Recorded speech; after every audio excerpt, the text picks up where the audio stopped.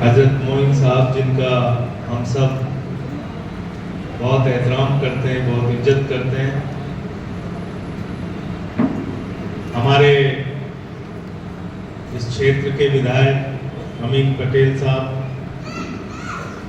आफ्ताब भाई, एहसान भाई, मदनी साहब,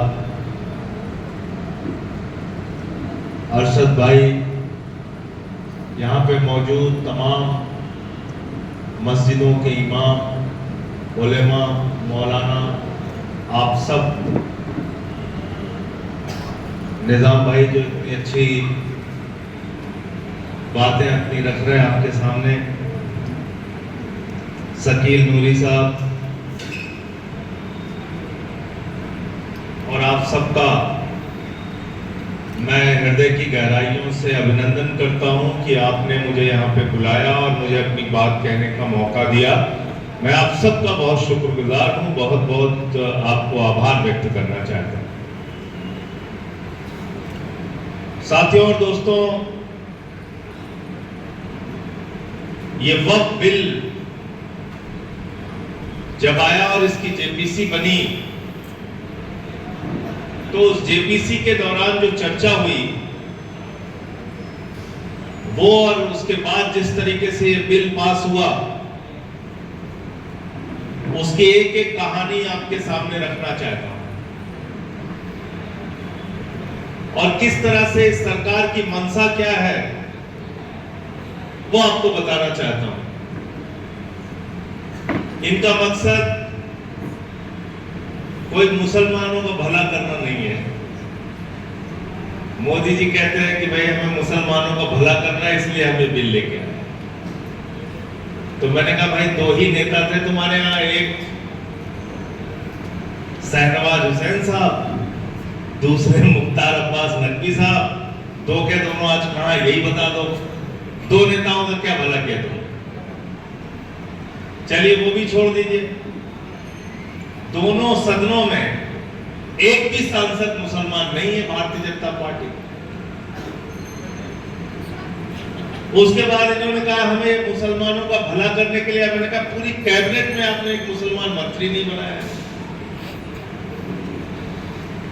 तो पहली बात तो कोई भी बिल ये लेके आते, कोई भी कानून लेके आते, कहते हम इस समाज का भला करने के लिए, मुसलमानों का भला करने के लिए ये बिल लेके आए।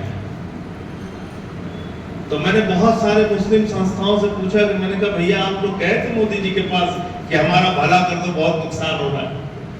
बोले नहीं, हम तो नहीं गए थे भला कराने के लिए। बोले नहीं, हम जबरदस्ती इनका भला करेंगे। तो भला कैसे कैसे कर रहे हैं? इस कानून में संशोधन क्या है जिसको लेके हमें आपत्ति है? क्या हम हवा हवाई विरोध कर रहे हैं? क्योंकि 1996 में भी वक्फ बिल का संशोधन पास हुआ, 2013 में भी वक्फ बिल का संशोधन पास हुआ, और 2013 में जो वक्फ बिल का संशोधन पास हुआ, एक सदन में शहनवाज हुसैन ने और दूसरे सदन में मुख्तार अब्बास नकवी ने, यानी कि भारतीय जनता पार्टी ने सपोर्ट करके उस बिल को पास किया। ये आपको जानकारी होना चाहिए। 96 में सबकी सहमति से संशोधन पास हुआ। आज क्या आपत्ति है? आज क्यों सवाल उठ रहा? क्यों मन में शंका पैदा होती है? क्योंकि आज देश का प्रधानमंत्री वो व्यक्ति है जो कपड़े देख के इंसान को पहचानता है। इसलिए हमें आपत्ति है, इसलिए हमारे मन में सवाल है कि आपके संशोधन सिर्फ और सिर्फ नफरत फैलाने के लिए, बांटने के लिए, जमीनों पे कब्जा करके अपने दोस्तों के लिए लाए हैं, ये सवाल है। और कहां से शुरू करें, कहां खत्म करें? वतन की जो हालत सुनाने लगेंगे तो पत्थर भी आंसू बहाने लगेंगे। वतन की जो हालत सुनाने लगेंगे तो पत्थर भी आंसू बहाने लगेंगे। अगर भीड़ में खो गई आदमियत तो उसे ढूंढने में जमाने लगेंगे। इंसानियत का, मानवता का तत्व। इसलिए मन में सवाल उठ रहा है। और क्या क्या संशोधन लिखा है इस बिल के अंदर आपने? मैं तो सिर्फ बिल के बारे में बात करूंगा, कोई राजनीतिक बात आपसे नहीं करूंगा। आपको जिसका वोट मिलता है आप लीजिए, मुझे जिसका वोट मिलता है मैं लूं, अमीन पटेल जी को जिसका वोट मिलता है बोले, राजनीति अपनी जगह है। लेकिन जो ये किताब आपने मुझे दी, बाबा साहब डॉक्टर भीमराव अंबेडकर जी के द्वारा लिखा गया भारत का संविधान, यह संविधान जिसके ऊपर सारे लोग, सारे नेता, चाहे सांसद हो, विधायक हो, देश का प्रधानमंत्री हो या कोई मंत्री हो, हाथ रख के शपथ खाता है कि हम इस संविधान की रक्षा करेंगे, इस संविधान की रक्षा करेंगे, हर हाल में इस संविधान की रक्षा करेंगे। तो मैं आपसे पूछना चाहता हूं प्रधानमंत्री जी, इस संविधान के अंदर लिखा हुआ है धारा 25 और 26 में, धारा 25 और 26 संविधान की क्या कहती है?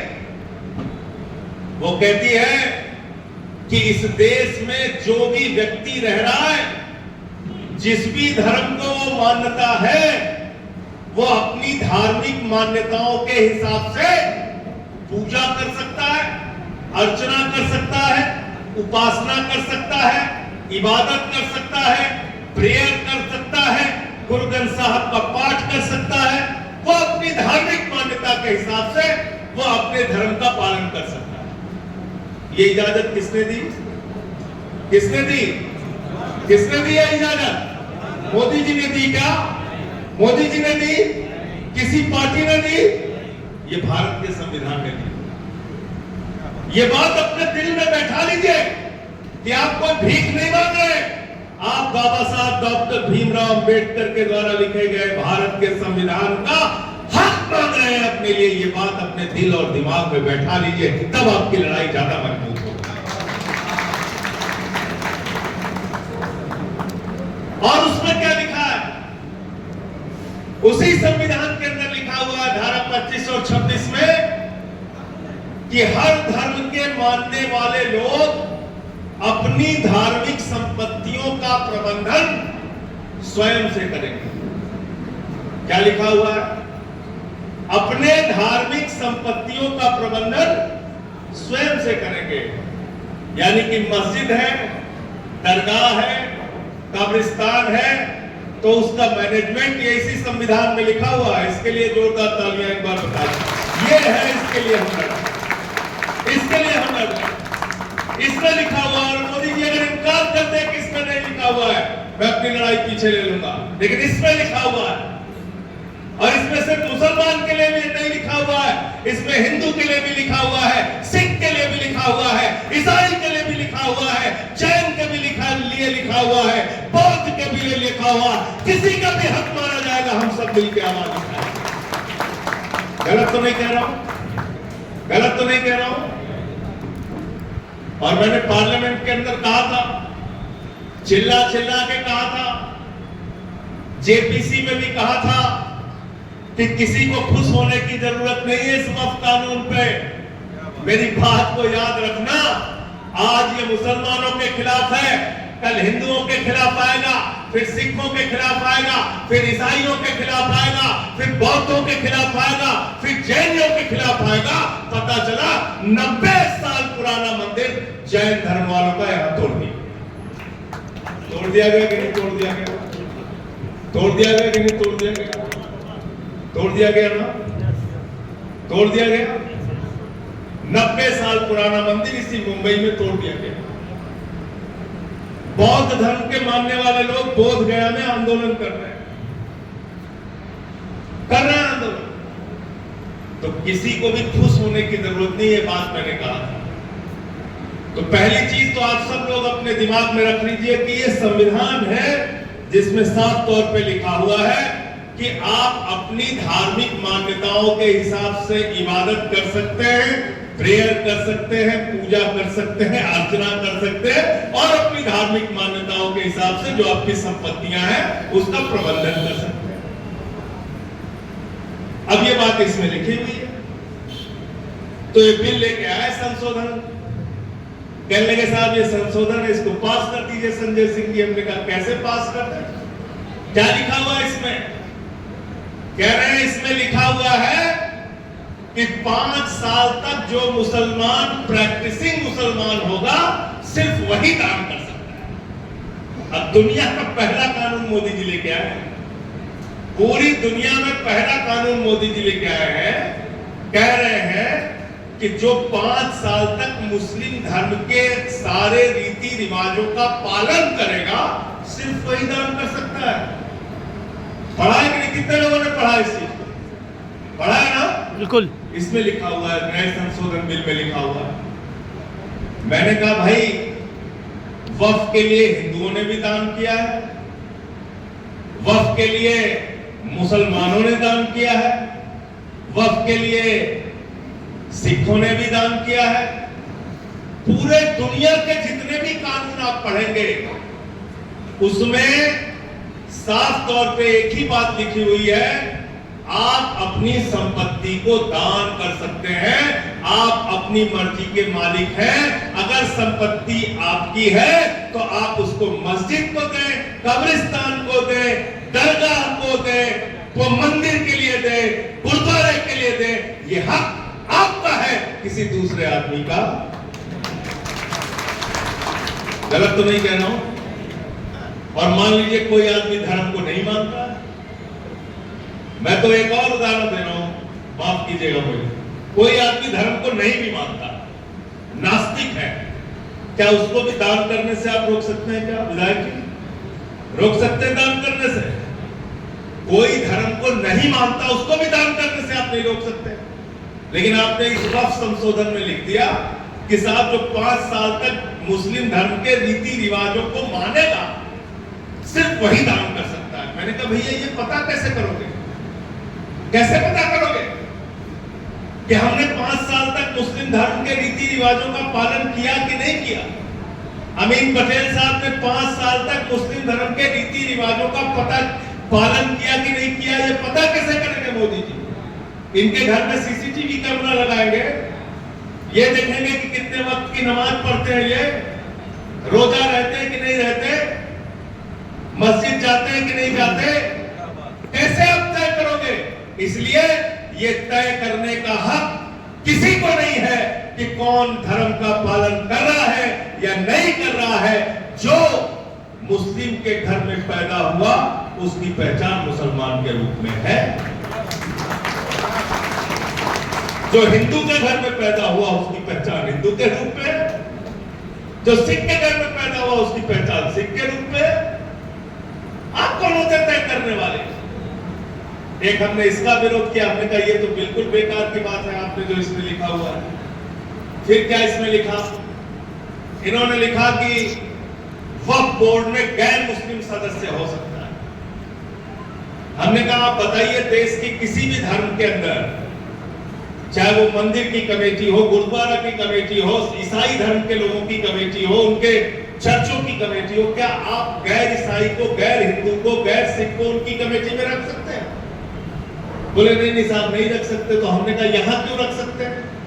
इसलिए कि आपको झगड़ा करना है, आपको विवाद पैदा करना है। क्या बात है? तो उसका विरोध किया। हमने कहा ये भी आपका बिल्कुल गलत तरीके से आप ये कानून लेके आए। तीसरी बात क्या कहने लगे साहब, वो सच्चर कमेटी ने एक रिपोर्ट दी है और कहा है कि वक्फ की संपत्तियों का, सुनते जाइएगा बहुत ध्यान से, उन्होंने कहा है कि अगर वक्फ की संपत्तियों का सही ढंग से इस्तेमाल किया जाए तो 12,000 करोड़ रुपए की आमदनी हो सकती। कितने की? कितने की? हमने कहा देश के करोड़ों मुसलमानों के भले के लिए मैं आपको एक सुझाव देता हूं, आप बिल्कुल मेहनत मत कीजिए, अकेले नीरव मोदी को पकड़ के लेके आइए, 20,000 करोड़ रुपए वो बाकी है देश का, 20,000 करोड़ रुपए वसूलिए, 12,000 करोड़ रुपए वक्त को दे दीजिए, 8,000 करोड़ अपने पास रखिए। गलत तो नहीं है? सीधा गणित है। 20,000 करोड़ वसूलिए, 12,000 करोड़ रुपए वक्त को दे दीजिए, 8,000 करोड़ रुपए अपने पास रख लीजिए। एक आदमी को पकड़ने की जरूरत है करोड़ों मुसलमानों का भला करने के लिए, और जिसके लिए दिन रात बेचारे रो रहे हैं भाजपाई कि बताओ 12,000 करोड़ ये लोग कमा सकते हैं, कमा नहीं पा रहे हैं, हमारा तो सीना फटा जा रहा है, हम तो इनको चाहते हैं कि वक्फ वालों के पास 12,000 करोड़ हो जाए। तो मैंने कहा ज्यादा मेहनत मत करो, एक आदमी को पकड़ो, 12,000 करोड़ उनको दे दो, 8,000 करोड़ अपने पास रखो। और मैंने कहा भाई और आमदनी कैसे हो सकती। फिर मैंने वो वक्फ कमेटी के जो बार बार ये लोग कह रहे थे, मंत्री जी ने कहा, सब ने कहा कि भाई वो सच्चर कमेटी की रिपोर्ट है, आपको पता नहीं है, उसने लिखा है कि 12,000 करोड़ रुपए कमा सकते हैं। फिर मैंने हजरत मेहनत किया थोड़ा, मैंने पढ़ा वो सच्चर कमेटी की रिपोर्ट। मैंने वो सच्चर कमेटी की रिपोर्ट पढ़ा, और जब मैंने वो सच्चर कमेटी की रिपोर्ट पढ़ के पाल साहब की जो कमेटी अध्यक्षता में जो कमेटी थी जेपीसी के सामने रखा, तो एक भी भारतीय जनता पार्टी के सदस्य के मुंह से आवाज नहीं निकली, सबके मुंह में दही जम गया। दही क्या लिखा है उस सच्चर कमेटी ने? उस सच्चर कमेटी ने लिखा है कि हिंदुस्तान के अंदर 363 ऐसी संपत्तियां हैं जो वक्फ की संपत्ति है, और उस पर सरकार ने कब्जा कर रखा है, इसको खाली करो। पढ़ा नहीं पढ़ा आप लोग? नहीं पढ़ा तो मैं कागज दे दूंगा, पढ़ लेना। हजरत मैं आपको दे दूंगा कागज, पढ़ लेना।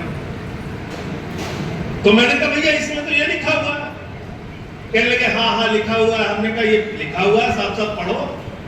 बोले हाँ लिखा हुआ है। हमने कहा पढ़ो तो इसको ठीक से। कहने नहीं लिखा तो हुआ। अब जो लिखा हुआ है तो उससे कैसे मना कर दूं? तो हमने कहा तुम अपने फायदे की चीज पढ़ते हो, और जो उनके फायदे में जो बात लिखी हुई उसको आप नहीं पढ़ते हो। और मैंने कहा कमाई कैसे करेंगे? कैसे कमाई करेंगे? वक्फ में क्या आता है? मस्जिद आती है। वक्फ में क्या आता है? कब्रिस्तान आता है। वक्फ में क्या आता है? दरगाह आती है। वक्फ में क्या आता है? मदरसा आता है। तो मैंने कहा अब जो इमाम साहब लोग यहाँ पे बैठे हैं, ये टिकट लेके खड़े हो जाएंगे मस्जिद के सामने कि भाई मगरिब की नमाज का इतना टिकट है, ईशा की नमाज का इतना टिकट है, जोहर की नमाज का इतना टिकट है। टिकट लगेगा क्या मस्जिद में? टिकट लगेगा क्या? लगता है क्या? लगता है? तो आमदनी का जरिया कहां? कब्रिस्तान में जाके मुर्दों से कहेंगे भाई उठिए उठिए, मोदी जी ने पैसा मंगाया, उठिए उठिए उठिए। कब्रिस्तान में पैसा वसूलोगे क्या? वसूलना है क्या पैसा कब्रिस्तान से? नहीं। मदरसे में भी अपने पास से ही लोग लगा के चलाते हैं किसी तरीके से। थोड़ी बहुत सरकारी मदद मिलती थी, वो भी बहुत कम कर दी गई, वो भी बहुत कम कर दी गई है। दरगाह में थोड़ी बहुत जो चढ़ावा चढ़ता है, उसके माध्यम से वहां की कमेटी उसके संचालन का काम करती है। तो आमदनी कहां से हो रही है? और हर चीज में व्यापार क्यों खोजना? हर चीज में धंधा, हर चीज में धंधा। धर्म के नाम पे धंधा मत करो, धर्म वालों को अपने धर्म का पालन करने दो। मोदी जी, आप ये धर्म के नाम पे धंधे की राजनीति बंद करो। फिर उसमें लिखा कि वक्फ बाय यूजर हम चेंज कर देंगे, यानी कि ये संपत्ति अगर वक्फ पे दर्ज है। अच्छा एक चीज और क्या फैलाते हैं भाजपाइयों ने फैलाया, कहने लगे साहब वक्फ के पास इतनी जमीन इतनी जमीन इतनी जमीन है कि 50 देशों के पास उतनी जमीन है। वक्फ के पास इतनी जमीन है कि 50 देशों के पास उतनी जमीन नहीं। तो हमने कितनी जमीन है? बोले 9 लाख एकड़ जमीन। तो 4 राज्यों का, सिर्फ 4 राज्यों का डाटा कपिल सिब्बल साहब ने पार्लियामेंट में रखा था। सिर्फ 4 राज्यों में 10 लाख एकड़ से ज्यादा जमीन मंदिरों के नाम में दर्ज, और पूरे देश में करीब करीब 24 लाख एकड़ से ज्यादा जमीन। अभी ऑर्गेनाइजर ने लेख छाप दिया, जो संघ का मुख्य पत्र है। उस संघ के मुख्य पत्र ने लिखा कि भैया ये वक्फ वाला तो कानून बन गया किसी तरीके से, अब चर्चों का काम ठीक करना पड़ेगा। चर्च वालों के पास 17 लाख एकड़ जमीन है, जो मैंने पार्लियामेंट में कहा था। कह रहे चर्च वालों के पास 17 लाख एकड़ जमीन है। तो आप देखें इनकी मंशा क्या है। ये चाहते हैं दिन रात आप झगड़ा करते रहे, उलझे रहे, लड़ाई लड़ते रहे, लेकिन जो बात अमीन पटेल साहब ने कही और जो बात इस बाबा साहब के संविधान में लिखी हुई है, ये हिंदुस्तान है। और हिंदुस्तान की खूबसूरती ये है कि जब ये बिल आया तो 232 लोगों ने लोकसभा में इस बिल के खिलाफ वोट दिया, जिसमें सिर्फ 24 मुसलमान थे, बाकी सब हिंदू, सिख और ईसाई। यह हिंदुस्तान है। आप इस देश को बांट नहीं सकते, इस देश की एकता को, धर्मनिरपेक्षता को तोड़ नहीं सकते। आज 232 लोग अगर लोकसभा में खड़े हुए तो उसमें सिर्फ 24 मुसलमान थे, बाकी सब गैर मुस्लिम थे जिन्होंने इस बिल के खिलाफ वोट दिया। इसलिए वोट दिया क्योंकि ये बाबा साहब के संविधान के खिलाफ है। और राज्यसभा में जब ये बिल आया, मुझे बताने की जरूरत नहीं है, एक भी भारतीय जनता पार्टी वाला बोल नहीं पाया मेरे सामने। 5-5 फीट उछल रहे थे कुर्सी से, ऐसे ऐसे उछल रहे थे, ऐसे ऐसे 5-5 फीट उछल रहे थे जब मैं बोल रहा था। 123 के 123 ऐसे उछल रहे थे, हमने कहा उछलो। लेकिन बात तो सही कहनी पड़ेगी, हक वाली बात कहनी पड़ेगी। और मैं यही बात चाहता हूं हिंदुस्तान के अंदर ऐसा ही हमारा खूबसूरत हिंदुस्तान हो कि अगर हिंदू के साथ जाती हो तो सारे मुस्लिम भाई एक आवाज में उसके साथ खड़े होकर बोले, और मुसलमान के खिलाफ बात हो तो सारे हिंदू भाई उनके हक में खड़े होकर बोले। यह हिंदुस्तान बनाना है, ऐसा खूबसूरत हिंदुस्तान जो हम अपने दिल में रखते हैं, जो हम अपने दिमाग में रखते हैं। तो राज्यसभा में भी 95 वोट इस बिल के खिलाफ पड़े, जिसमें से 5-6 सिर्फ मुसलमान रहे होंगे, बाकी सारे के सारे गैर मुस्लिम थे। यह है हिंदुस्तान की खूबसूरती, यह है हिंदुस्तान की एकता। इसलिए हिंदुस्तान सेकुलर है, इसलिए हिंदुस्तान धर्मनिरपेक्ष है, और इसलिए इस देश के अंदर कोई भी गैर संवैधानिक कानून अगर गलती से नंबर के बल पे पास होगा तो उसके खिलाफ पूरा देश एक साथ एक आवाज में खड़े होगा। हमको हिंदू और मुसलमान के दायरे में बांटने की कोशिश नहीं करनी। लड़ाई इस बात की तो वक्फ बाय यूजर एक संपत्ति मान लीजिए मस्जिद के रूप में इस्तेमाल हो रही है, मदरसे के रूप में इस्तेमाल हो रही है, दरगाह के रूप में इस्तेमाल हो रही है, सैकड़ों साल से इस्तेमाल हो रही है, वो वक्फ बोर्ड में दर्ज भी है। अब आप कह रहे हो उसके कागजात लेके आओ, तो कागजात तो ऐसे बहुत सारे धार्मिक संस्थानों के नहीं मिलेंगे। कहां से लाएगा आदमी? 150-200 साल पहले का कागज कहां से लेके आएगा? कहां से वो कागज लेके आएगा? तो मैंने इनका एक कागज पकड़ा और मैं चाहता हूं ये सब कुछ मैं आपको दे दूंगा हजरत, ये सब आपके पास होना चाहिए।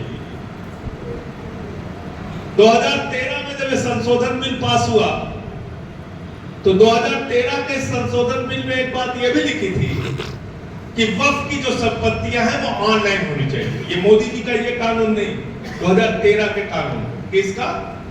कंप्यूटराइज होना चाहिए, ये ऑनलाइन होनी चाहिए वक्फ की जो संपत्तियां, जो मैं समझता हूं कोई गलत बात नहीं, कोई गलत बात नहीं। तो मोदी जी आ गए 14 में, तो 14 से मोदी जी ने पूरी मेहनत शुरू कर दी और उन्होंने खूब मेहनत की, और मेहनत करके एक राज्य की जो जमीन थी बोले वक्फ की जमीन रजिस्टर करो, वक्फ की जमीन रजिस्टर करो, वक्फ की जमीन का रिकॉर्ड दो, वक्फ की जमीन को ऑनलाइन करना है, वक्फ की जमीन को ऑनलाइन करना है। तो 2019 में उस समय के केंद्रीय मंत्री मुख्तार अब्बास नकवी का बयान है, सारे लोग पढ़ लेना, मैं भेज दूंगा हजरत के पास। उन्होंने बयान दिया कि हिंदुस्तान की सारी वक्फ की संपत्ति 100% वक्फ की संपत्ति डिजिटाइज्ड है, ऑनलाइन है, उसके सारे कागजात की जांच की जा चुकी है। फिर कागज किस लिए चाहिए तुम्हें?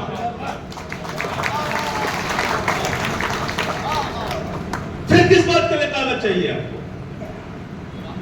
जब आपके मंत्री ने खुद कहा कि 100% संपत्तियां डिजिटाइज्ड हैं, वो ऑनलाइन हो चुकी है वामसी पोर्टल पे, तो फिर आपको कागज किस बात के लिए चाहिए भाई? झगड़ा कराने के लिए कागज चाहिए आपको। और उससे भी आगे आ जाओ, सुप्रीम कोर्ट में एक केस हो रहा था, उस सुप्रीम कोर्ट के केस में सरकार से पूछा गया वक्फ के पास जितनी संपत्ति पूरे हिंदुस्तान में है वो पंजीकृत है? उसके रिकॉर्ड चेक कर लिए, वो ऑनलाइन है, सुनते जाइएगा ध्यान से। सुप्रीम कोर्ट ने पूछा कि वो संपत्तियां पंजीकृत है, ऑनलाइन है, उसके रिकॉर्ड चेक कर लिए, वो बोर्ड से जांच हो गई। तो किसी और ने नहीं, मोदी जी की सरकार ने 2020 में लिख के दिया कि 99.2% संपत्ति, पूरे देश के वक्फ की संपत्ति हमने डिजिटाइज कर दिया है, वामसी पोर्टल पे ऑनलाइन कर दिया है। तो जब तुम्हारी सरकार ने सुप्रीम कोर्ट में शपथ देके कह दिया कि सारी की सारी संपत्ति तुमने पंजीकृत कर लिया है, रजिस्टर्ड कर लिया है, वामसी पोर्टल पे ऑनलाइन कर लिया है, फिर कागज किस बात के लिए चाहिए? झगड़ा कराने के लिए चाहिए। गलत तो नहीं कह रहा हूं? आपकी सरकार मान चुकी है, ये सारे की सारी संपत्ति डिजिटाइज्ड है, सबके रिकॉर्ड है। फिर क्या फैलाते हैं बीजेपी वाले? कहते हैं भैया ये वक्फ वाले जो हैं, ये किसी भी जमीन को अगर कह दें कि वक्फ है तो वक्फ हो जाती है। क्या कहते हैं?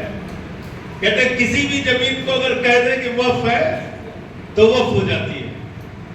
रेलवे स्टेशन पहुंचे के जो वक्फ है, वक्फ हो गया रेलवे स्टेशन। बस अड्डा पहुंचे के वक्फ हो गया।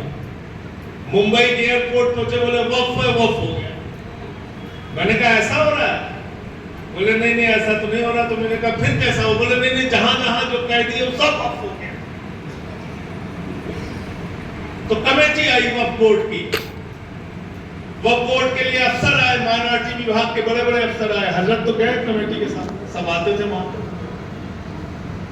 तो आए वो, तो मैंने पूछा भाई ये वक्फ की जो संपत्ति है, कोई भी मुसलमान या कोई भी वक्फ बोर्ड वाला किसी भी संपत्ति को कह दे कि वक्फ की संपत्ति है, वो उसकी हो जाती है? कहने लगे नहीं साहब। तो हमने कहा फिर क्या होता है इसमें? तो बोले कि जैसे मान लीजिए अरशद भाई को अपनी कोई जमीन दान करनी है, तो पहले उनको एक फॉर्म में लिख के देना पड़ेगा कि मेरी ये 2 बिस्वा जमीन है, ये 2 बिस्वा जमीन की ये चौहद्दी है, और मैं ये 2 बिस्वा जमीन मस्जिद के लिए या दरगाह के लिए या कब्रिस्तान के लिए दान करना चाहता हूं। तो वक्फ बोर्ड का इंस्पेक्टर सर्वेयर उस जमीन को जाकर चेक करेगा कि वो जमीन अरशद भाई की है कि नहीं है, उसकी चौहद्दी सही है कि नहीं है, और जांच करने के बाद आके रिपोर्ट लगाएगा। और रिपोर्ट लगाने के बाद वो इस बात का इंतजार करेगा कि भैया ये है इनकी संपत्ति, ये दान करना चाहते हैं अरशद भाई, एक निश्चित समय सीमा है, एक टाइम है, इसके अंदर अगर किसी को भी कोई आपत्ति है तो अपनी आपत्ति दर्ज कराओ, तब ये जमीन वक्फ में दर्ज होगी। इसमें कहीं कोई गलत है क्या? कुछ गलत लग रहा है क्या आपको?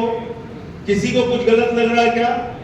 एक आदमी अपनी जमीन दान करना चाहता है, वो लिख के फॉर्म भर के देगा, और उसके बाद उस जमीन की जांच होगी, वक्फ बोर्ड का सर्वेयर इंस्पेक्टर उसकी जांच करेगा, फिर एक टाइम दिया जाएगा कि किसी को भी उस जमीन पे आपत्ति है तो बताओ, आके कागज दो कि ये जमीन कहीं तुम्हारी तो नहीं है, इस जमीन में कहीं तुम्हारा कोई विवाद तो नहीं है। और जब वो टाइम बीत जाएगा तब वो संपत्ति वक्फ के नाम पे दर्ज होगी। ये है वक्फ बोर्ड में अपनी संपत्ति दान करने का तरीका। अब इसमें कहां से ये बात आ गई कि जो संपत्ति चाहो वो हो गई? तो झूठ फैलाना है दिन रात, बदनाम करना है, नफरत फैलानी है, देश को बांटना है, यही काम करना है। यही सरकार का मकसद है, यही बीजेपी का मकसद है। लेकिन मैं फिर दोहरा रहा हूं कि ये देश अगर बचा है और बचेगा तो सिर्फ और सिर्फ भारत के संविधान की बदौलत। हम सबको मिलकर इसके लिए लड़ाई लड़ना है। और जहां धर्म की बात है तो हम लोग तो मिलजुल के रहते हैं आपस में। आप चले जाइए दरगाहों पे, आप चले जाइए अकबरपुर, हजरत के जो खानदान है किछोचे शरीफ में चले जाइए, आपको वहां पे हिंदुओं की बड़ी संख्या मिलेगी। चले जाइए हजरत निजामुद्दीन औलिया की दरगाह में बहुत सारे हिंदू आपको मिलेंगे। चले जाइए अजमेर शरीफ में बहुत सारे हिंदू आपको मिलेंगे। चले जाइए हजरत वारिस अली साहब की दरगाह पे आपको बहुत सारे हिंदू मिलेंगे। वहां जाते हैं हिंदू, उनका अपनी भावनाएं हैं, अपनी बातों को कहने का, अपने तरीके से पूजा अर्चना करने का दरगाहों पे जाकर।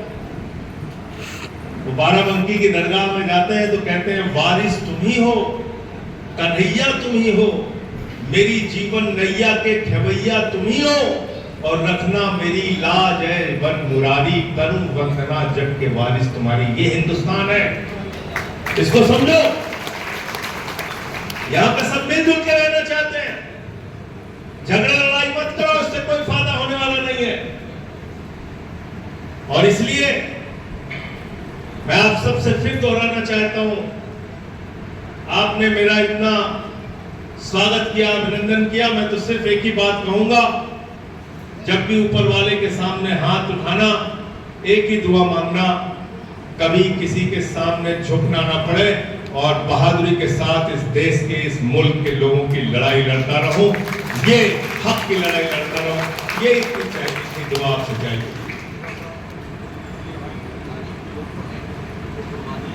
और बार बार मुसलमानों की देशभक्ति पे सवाल उठाना ठीक नहीं है। मैंने देश की संसद में कहा था कि 1857 के इतिहास को पढ़ लेना। 1857 के इतिहास को जब आप पढ़ोगे, बहादुर शाह जफर को जब आप पढ़ोगे, उनके दोनों बेटों के सर काट के उनके सामने लाए गए और मजाक उड़ाया अंग्रेज अफसर ने, कहा दम दमे में दम नहीं, अब खैर मांगो जान की, ऐ जफर ठंडी हुई शमशीर हिंदुस्तान की। तो जवाब दिया था उस बहादुर शाह जफर ने कि गाजियों में पूर रहेगी जब तलक ईमान की, तख्त लंदन तक चलेगी तेज हिंदुस्तान। मेरठ से लेकर दिल्ली तक उलेमाओं के सर काट काट के पेड़ों पे टांगे गए। आप जानना चाहते हैं इतिहास? एक किताब पढ़िएगा, हमारे एक दोस्त ने लिखी है, कादरी साहब ने, 1229 मुसलमानों का इतिहास लिखा है, जिन्होंने इस मुल्क की आजादी में अपने प्राणों की आहुति दी। 1229, और उन 1229 में 43 खवातीन है, 43 खवातीन है। ये इनकलाब जिंदाबाद का नारा देने वाले मौलाना हशरत मोहानी, अब पढ़िए अपने इतिहास और लोगों को बताइए। ये बार बार जो सवाल उठाया जाता है, मैं सिर्फ आपसे एक ही बात कहना चाहता हूं, किसी से सर्टिफिकेट लेने की जरूरत नहीं है, लेकिन आपको अपना इतिहास जानना चाहिए। इस देश के लिए हिंदू हो, मुसलमान हो, सिख हो, ईसाई हो, सब ने मिलके लड़ाई लड़ी है, तब ये देश आजाद हुआ है। और हम इस आजाद हिंदुस्तान में मिलके रहना चाहते हैं, एक साथ रहना चाहते हैं। और मुझे खुशी हुई कि पहलगाम की घटना के बाद पूरा कश्मीर सड़कों पे आया उन आतंकवादियों के खिलाफ आवाज उठाने के लिए। और अभी जब पाकिस्तान के खिलाफ लड़ाई का मामला चल रहा था, पूरे हिंदुस्तान का मुसलमान सड़कों पे आया, उसने कहा कि हम हिंदुस्तान के साथ खड़े हैं, सरकार के साथ खड़े हैं। लड़ाई लड़ो, मुल्क से बढ़ के, देश से बढ़ के कुछ नहीं। और इसलिए इस देश को बचाना है हम सबको मिलके, देश के संविधान को बचाना है हम सबको मिलके, देश के सेकुलरिज्म और धर्मनिरपेक्षता को बचाना है हम सबको मिलके, एक साथ मिलके। और अंत में इन्हीं शब्दों के साथ मैं अपनी बात को समाप्त करूंगा कि ये अमन बिक रहा है, चमन बिक रहा है, गरीबों के तन का कफन बिक रहा है, बाजारों में बहनों का तन बिक रहा है। यारो बुरा न मानो तो कह दूं, इन बेईमानों के हाथों वतन बिक रहा है, इन बेईमानों के हाथों वतन बिक रहा है। इस वतन का सौदा करने वाले लोगों से, इस वतन को बचाने के लिए हम सबको एकजुट होकर काम करना है। एकजुट होकर साथ रहना है। बहुत